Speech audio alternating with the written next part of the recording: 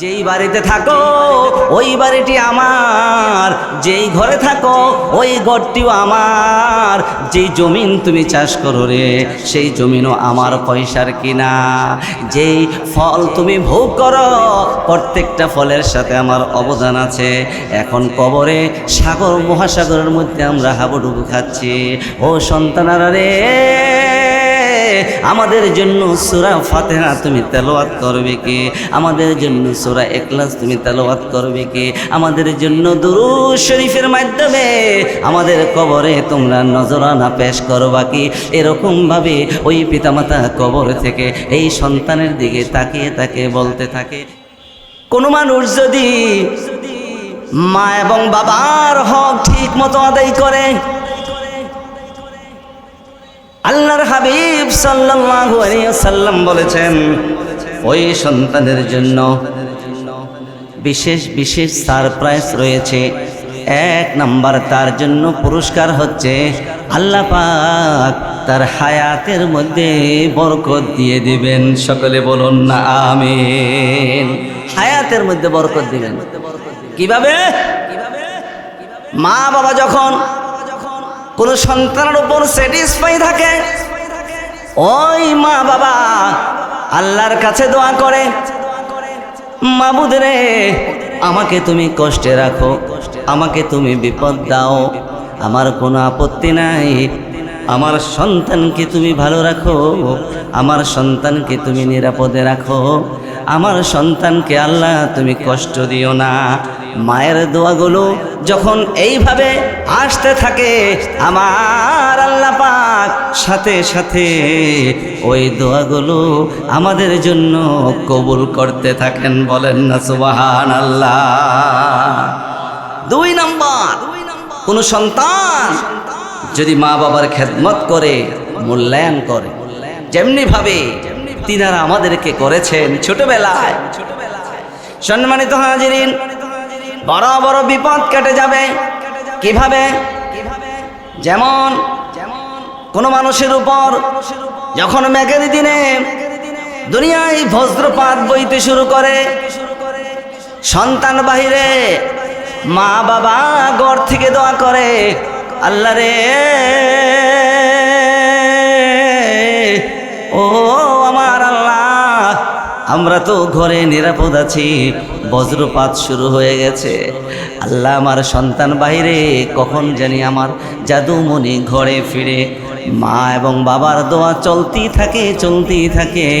আল্লাহ পাক ওই দোয়াটা কানেক্ট করে নেন, ওই সন্তানের উপর ওই বজ্রপাত বর্ষণ না করে, সন্তানের মাথায় বজ্রপাত না ফেলে আল্লাহ পাক বিশাল বিশাল তাল গাছের মাথায় ওই বজ্রপাত ফেলে দেন। কি বলেন ঠিক কিনা? আল্লাহ পাক ওই মায়ের দোয়া এমনভাবে কবুল করেন, ওই মায়ের দোয়ার কারণে সে নিরাপদ হয়ে যায়। তিন নাম্বার, আল্লাহ পাক ওই সন্তানকে বড় মর্যাদা দিয়ে থাকেন, বড় ইজ্জত দিয়ে থাকেন, সমাজপতি বানান, এরকম চেয়ারে বসান, এরকম দিনের দায়ী বানান, এরকম গুরুত্বপূর্ণ গ্রহণযোগ্য ব্যক্তি, মানবতার সেবায় আল্লাহ পাক ওই ব্যক্তিদেরকে তৈরি করে দেন যেন দেশ, সমাজ এবং রাষ্ট্র তার থেকে উপকৃত হয়। আরেকবার বলুন না আল্লাহুম্মা আমিন। চার নাম্বার, ওই দোয়ার ফসল হচ্ছে আল্লাহ পাক ওই মা বাবার সন্তানকে মক্কা এবং মদিনা পর্যন্ত যাওয়ার সুযোগ করে দেন। কিভাবে? ভাইয়েরা আমার, আপনারা তো জানেন আল্লাহর হাবিব সাল্লাল্লাহু আলাইহি ওয়াসাল্লাম বলেছেন, যদি তুমি নেক নিয়তে নেক নজরে মা বাবার দিকে যদি তুমি তোমার দৃষ্টি দিয়ে তাকিয়ে থাকতে পারো রে বান্দা, তবে ওই দৃষ্টির ভিতরে আমি কবুল হজের সওয়াব দিয়ে দেই। বলেন না সুবহানাল্লাহ। কি হজের সওয়াব দিয়ে দেন? কবুল হজের সওয়াব। আমরা যারা জীবনে হজ করতে পারি নাই, কিন্তু মা বাবার চেহারার দিকে তাকিয়ে তাকিয়ে বারবার আমরা যখন এই মর্যাদা অর্জন করেছি, তখন আল্লাহ পাক বলেন, বান্দারে ও বান্দা, আমি তো তোমাকে মা বাবার চেহারার দিকে তাকিয়ে তাকিয়ে তাকিয়ে ওখান থেকে হজের বরকত তোমাকে অর্জন করার সুযোগ দিলাম, কিন্তু তোমাকে আমি সরাসরি পর্যন্ত দেখার সুযোগ দেই নাই। তুমি মক্কা দেখো নাই, তুমি মদিনা দেখো নাই, তুমি আরাফা দেখো নাই, তুমি হাজরে আসওয়াদ দেখো নাই, তুমি বিভিন্ন ধরনের বরকতপূর্ণ স্থাপনগুলো তুমি দেখো নাই। তোমার হজ আমি তো আগেই কবুল করে নিয়েছি, বাস্তবেও আমি আল্লাহ তোমাকে মক্কা মদিনা দেখার সুযোগ করে দিলাম। আল্লাহু আকবার। দেখেন মা বাবা আমাদের কাছে কত বড় দয়ার ভান্ডার। ওগো মা, তুমি এই ধরনীর শ্রেষ্ঠ নিয়ামত, ওগো বাবা তুমি এই ধরনীর শ্রেষ্ঠ নিয়ামত, তোমারই পদতলে রয়েছে জান্নাত, তোমারই পদতলে রয়েছে জান্নাত। কি বলেন ভাই, ঠিক না বেঠিক? আরো জোরে বলেন, ঠিক না বেঠিক? সকলে বলুন না আল্লাহুম্মা আমিন। সম্মানিত হাজিরিন, ও আল্লাহর বান্দাগণ, ওই মা বাবার তাজিমরা সন্তানের জন্য 5 নম্বর মর্যাদা রয়েছে। দুনিয়ার জমিন থেকে এই সন্তান যখন বিদায় গ্রহণ করবে, দুনিয়া থেকে যখন সে আল্লাহর কাছে চলে যাবে, যখন তার মৃত্যুর যন্ত্রণা শুরু হয়ে যাবে, যখন তার বাঁচার আর কোনো সুযোগ অবশিষ্ট থাকবে না, যখন রিজিকের ফেরেশতা বিদায় হয়ে যাবে, যখন বিভিন্ন কার্যক্রম পরিচালনা করে এমন ফেরেশতারা বিদায় হয়ে যাবে, তখন আস্তে আস্তে মালাকুল মউত তার সামনে চলে আসবে। একদল ফেরেশতা আসবে তাকে জান্নাতে পৌঁছে দেওয়ার জন্য, আর আরেক দল ধোঁকাকারী এইভাবে করে শয়তান আসবে আমাদেরকে জাহান্নামে পাঠিয়ে দেওয়ার জন্য। সেই সময় সন্তান যদি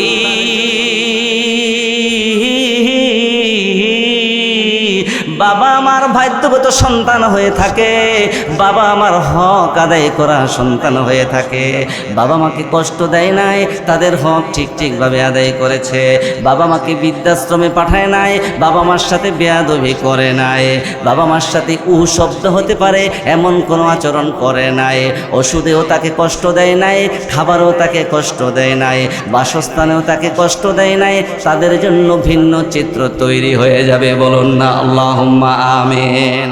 এই দুনিয়ার জমিনে মা বাবার জন্য 2টা কষ্ট। একটা কষ্ট হইল মা বাবা তাকিয়ে থাকেন, ওরে আমার সন্তান তোরা যখন অসুস্থ হয়ে যাও, তখন আমরা মা বাবা সহ্য করতে পারি না। তোদের কষ্ট যেন আমাদের কষ্ট, তোদের দুঃখ যেন আমাদের দুঃখ।